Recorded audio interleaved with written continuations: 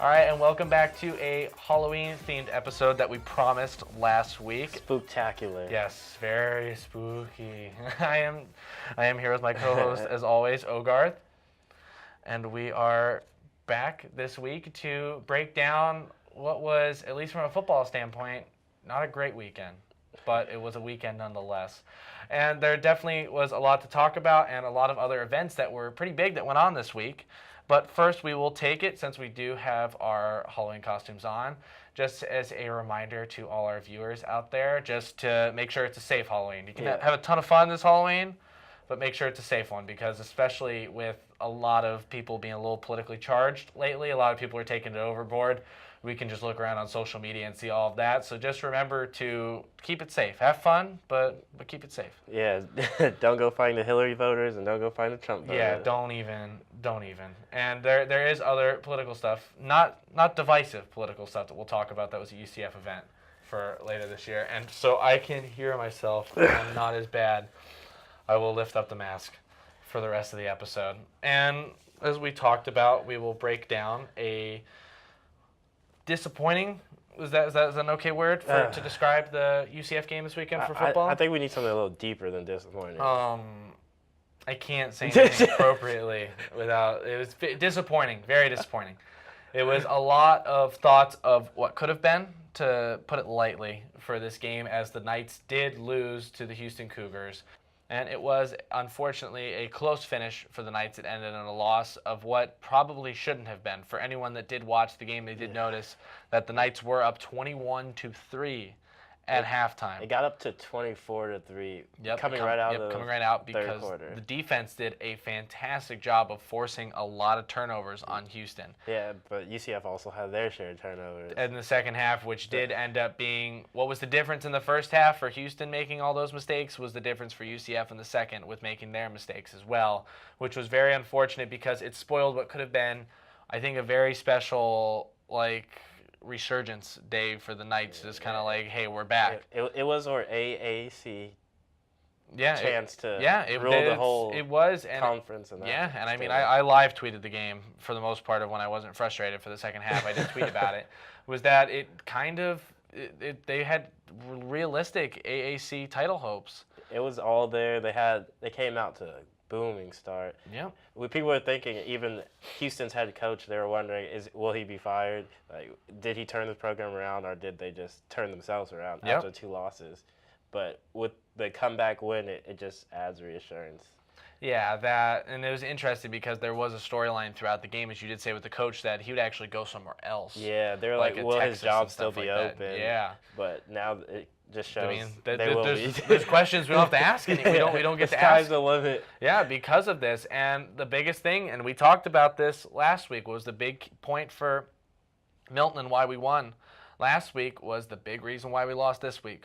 Turnovers absolutely killed the Knights in this game with a fumble from Hamilton and then 2 interceptions from Milton. Yeah, if you watch the game, you can see he threw 2 interceptions. Also, he took big sacks. Yes, very, very, very bad ones. 20-plus yard sacks. That's unreal. You just can't do that, especially in a game where the defense is doing such a great job. It's the issue that keeps coming up is that the defense keeps getting hung out to dry. Yeah. And they did, honestly, for the most part, to say a 31-point game for a defense against a high-powered offense like Houston, that's not a horrible job, especially considering they scored that last touchdown to go over 24 points pretty late in the game to pull away.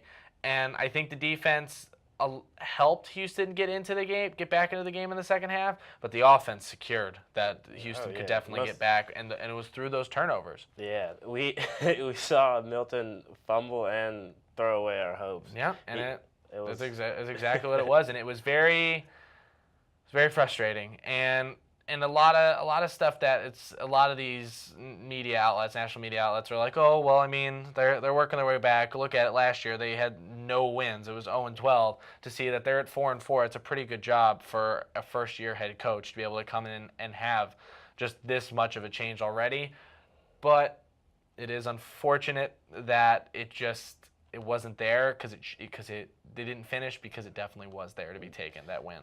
I mean, through the whole outlook, give me one offensive player that you still like to watch this whole game. That I still like to watch is someone I've talked about before, which is Traquan Smith, which they did what we talked about the other week was that get him the ball. He had 13 catches, which I believe is a career high, they did say, for 137 yards. It was a great game for him, and he was very reliable, as he normally is. He made a lot of great catches. And he was the one bright spot. I mean, I don't know. I didn't think a lot of offensive players had very good games. Killens did have a touchdown, which was off of a nice play by Milton in the first quarter. That was taking advantage of an early Houston turnover.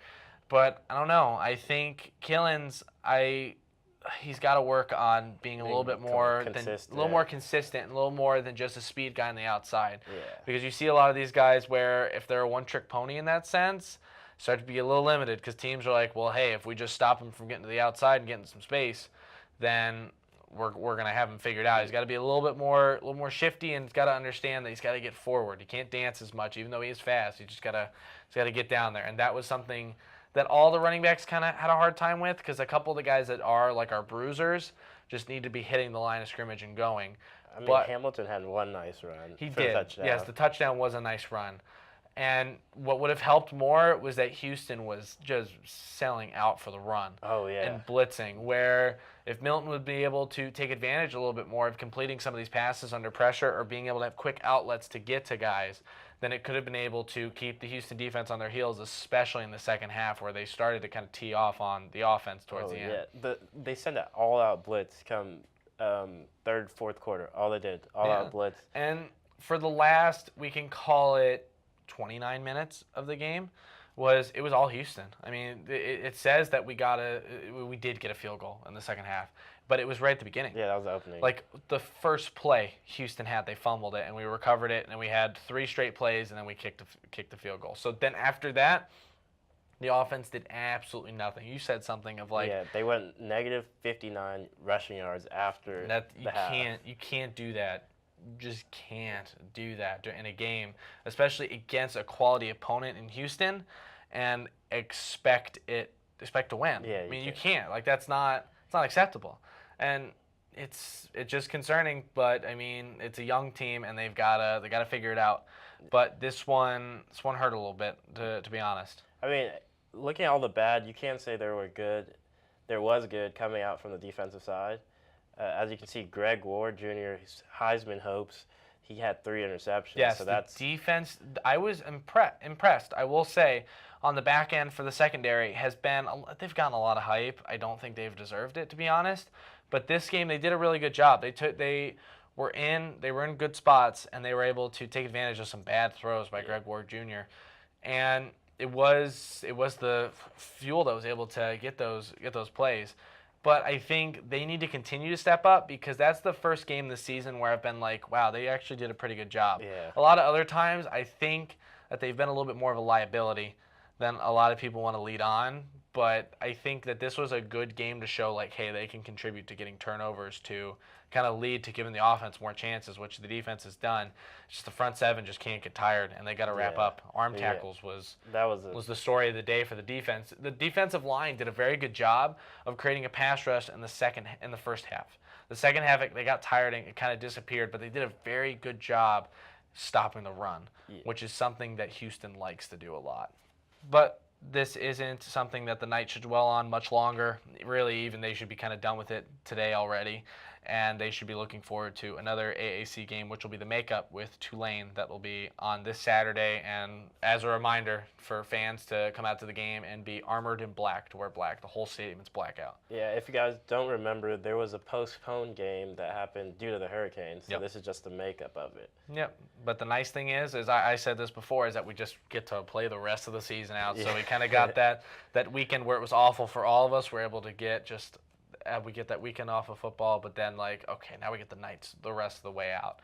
But there were other games that did go on, and you have the scoreboard of stuff that happened. Yeah, when we look to women's soccer, we can see they took a loss to Memphis in extra time with a goal in the 100th minute. Oh, goodness. So that one hurt. Also, it's a hurtful weekend. Oh. And then we look again, Wednesday, men's soccer lost to FIU down in Miami 2-0. And then men's soccer played again on the 29th versus Temple, where they took a 2-0 loss also. But it wasn't a weekend of losses entirely.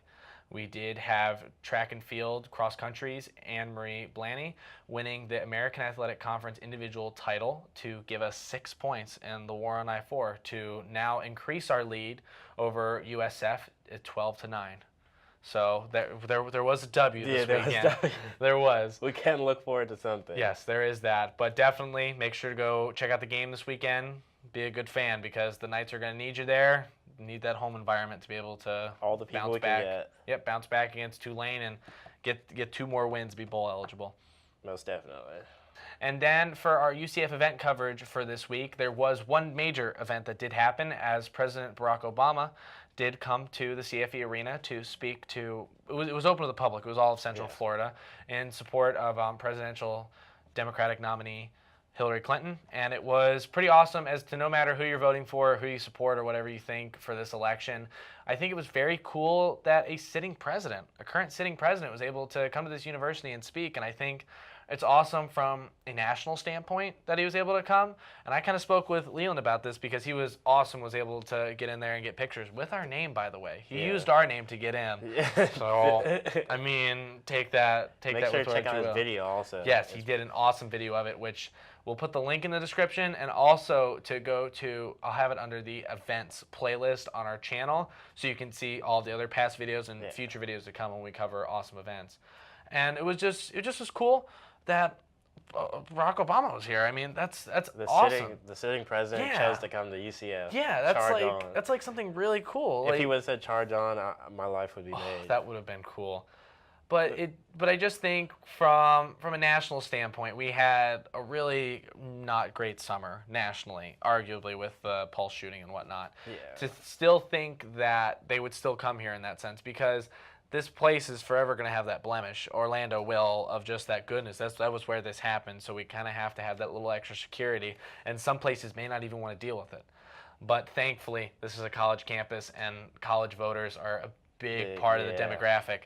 I mean, at least if they got everyone related to UCF, it'd be 60,000 plus students, at least aware that they need to vote, and that's something that's important in any election, is to get out and vote. And to briefly transition into that, just to kind of say, if you're not sure where your voting precinct is, look it up online, find out, because there is early voting. I will be doing that next weekend when I'm out of town for my sister's birthday. But at all these rallies, no matter what, there's always a protest. Yeah, there's always for something as huge as a sitting president coming through, you're gonna get interesting people. I mean, you're gonna get the crazies in that sense, and it's interesting to see, because a lot of countries that those people could be out there will be out there, but a lot of not good stuff could happen to them. So it is interesting to see that during this time is so huge with being able to have a peaceful transition of who is running the government every 4 years, that even though I call them crazies, that you get a lot of interesting people out there that voicing their opinion of what they truly believe in. The thing is that these presidential nominees, or anyone who's trying to get into office, Senate, House of Representatives, like Florida, if we have anyone up for that, like Mosquito Patrol, they have to somehow appeal to these people to be able to get them to vote for them. Though Mosquito Patrol, I'm going to see if Skeeter Williams is on that or something like that. His name was Skeeter. And I was like, listen, you were destined for this job. Yeah, that's the best job. It goes hand in hand. Yeah, Skeeter, I was if like... If you have Mosquito Patrol, you have to have Skeeter. I was very disappointed I couldn't vote 2 years ago to be able to vote for Skeeter. But if he's on the ballot this year, I will vote. But besides the point, but it's just that these people have to sell to these people. They have to be like, hey, vote for me. And it's just very, very historical and interesting time to be in, especially on a campus like UCF that is filled with such a diverse population of people. If you went around campus all, you could see the traffic and all the cop cars. Oh my goodness. Yes, it was not a fun time to be around UCF driving. Yeah. And there were even long lines to be able to get into the arena also. It was nuts. Like, I think some people, I wasn't this far back, but it was all the way back to like Northview. Yeah, no. That's insane. That's ridiculous. That's way. I don't know if I'd be that patient being that far out, but they let a lot of people in, and it just all of it, like, it just was a very amazing event, and we do have video coverage of it that definitely you should check out on our channel. So make sure you check that out. Yes, the link will be in the description. Yes, the subscription, which you should subscribe to our channel anyways. That should be a prerequisite for watching. Trump 2016.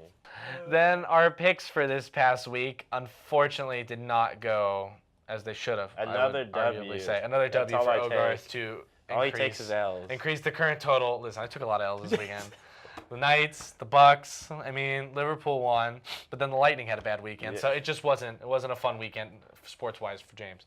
But there were a lot of exciting games. Briefly, we'll talk about one that changed. It was a big landscape changer for the AAC was USF and Navy, which we'll briefly get into. Was that USF was up 45-17 at halftime, but only won 52-45. So Navy roared back. Yeah. But it was a big win for USF that will get them some national attention, which unfortunately it has to be USF, but it does get our conference some national recognition because Navy was ranked number 22. Yeah. And stability, that puts USF right on top. Yes, USF is now in the driver's seat for the East to be able to have a berth in the AAC championship game. But we'll see. There's still a lot of games left to play. Our picks for this week, the first game, which we both picked the same, was Washington and Utah, which had Washington dominantly winning 31-24 over Utah. It got to a close one, and then in the end, Washington returned a punt. That's what it was. Yeah, Browning's been a pretty good quarterback for him, though. It's interesting because we said this before. It's interesting with these players out on the West Coast. They don't get as much notoriety and like some media hype because even for Mariota. When he won the Heisman, right? Yeah. Okay, yes.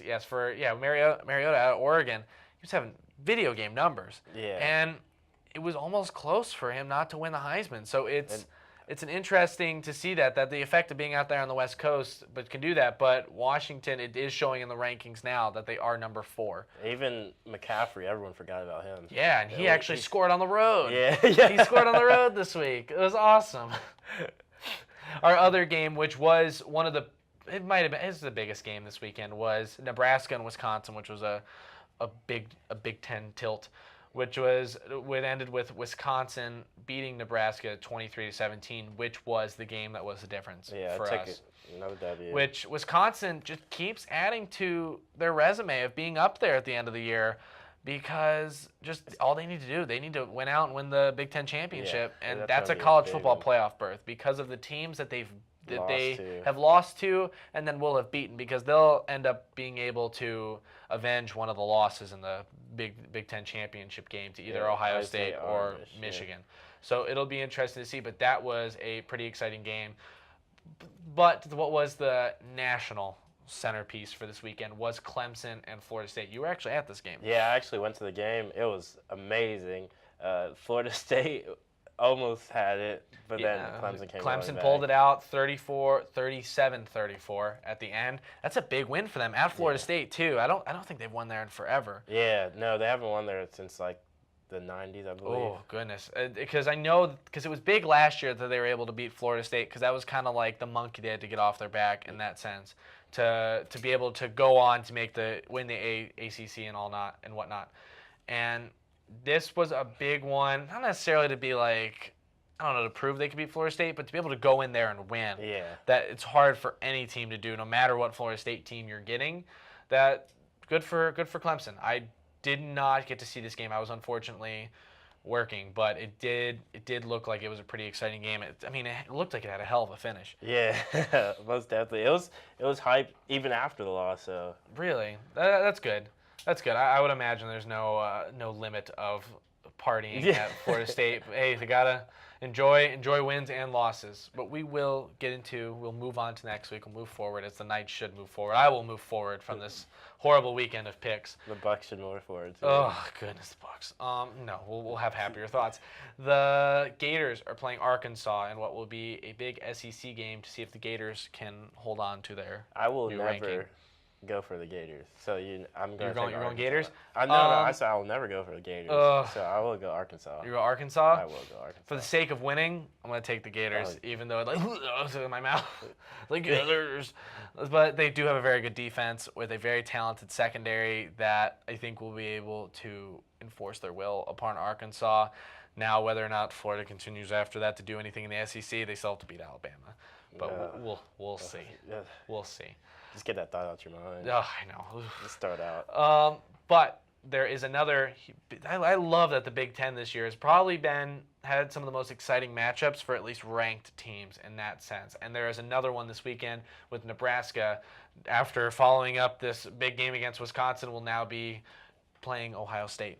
They're going to lose 2 in a row. Go Buckeyes. Northwestern, and who was it before that? Penn State?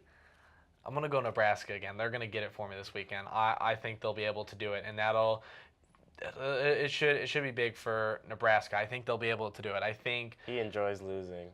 I don't think that I think Ohio State has been a little too like just letting crappy teams into games, and I don't think that is good. It's a slow start but a good finish. That's not going to fly against good teams. And Nebraska isn't a bad team, but they are getting into the better teams on their schedule. We'll see. And then I already know what I'm picking this way for this game, but it is a big game this weekend. Is Alabama LSU? Alabama. I'm going to go Alabama as well. I can't see picking against Alabama. Yeah. They've continued their tear, and they're coming off a bye week. Oh gosh. Yeah. So, but I think they are going to Baton Rouge though, so we'll see. And for all these games, if you have any opinion, you think that, James, you're totally wrong. Ogarth, you're totally wrong. Like, you're totally definitely right. Wrong. Then Ogarth, you're going to keep winning? Tweet at us with our Twitters. Right here. The handles. And talk with us. Speak with us about the games. If you want to complain with me about the Knights game, we can do that. We can cheer about the Knights game, hopefully next weekend. We can do that. We can talk. I tweet a lot of NFL stuff as well. We can talk about that. And even a little bit of other sports in between. I've been watching the World Series a little bit too, so I'll probably be talking about that. There's a big game tonight. Maybe if there's even a World Series to talk about tomorrow. I don't know. Hopefully there's a World Series to talk about tomorrow, but we'll see. But if there's any conversation you guys want to have about this stuff, please reach out to us and hope that James will get to 4-3 next week. Speaking on MLB, go Philly. Go Philly. Philly? Philly? What is Philly? Philly's not even in the World Series. It's still good. It's always. Whatever. It's always go Philly. Whatever. Okay.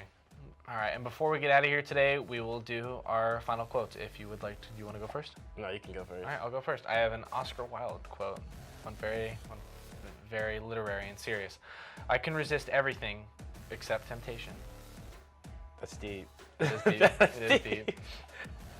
And my quote goes to the protester in the stands. If you're crazy and you know it, take your meds. It's all words we should live by. And as always, follow us on Twitter, subscribe, like, comment, subscribe, repeat, just on all of our videos. Please subscribe and you'll be able to see and hear about our content first on our YouTube channel, which is always really good because we are having a bunch of different videos we'll be posting that are not just necessarily regular episodes. Yeah. So definitely get in on it. Follow us on social media. And most importantly, charge on. That's been another episode of the Jimmy T Podcast. We'll see you next week. Charge on. Have a safe Halloween.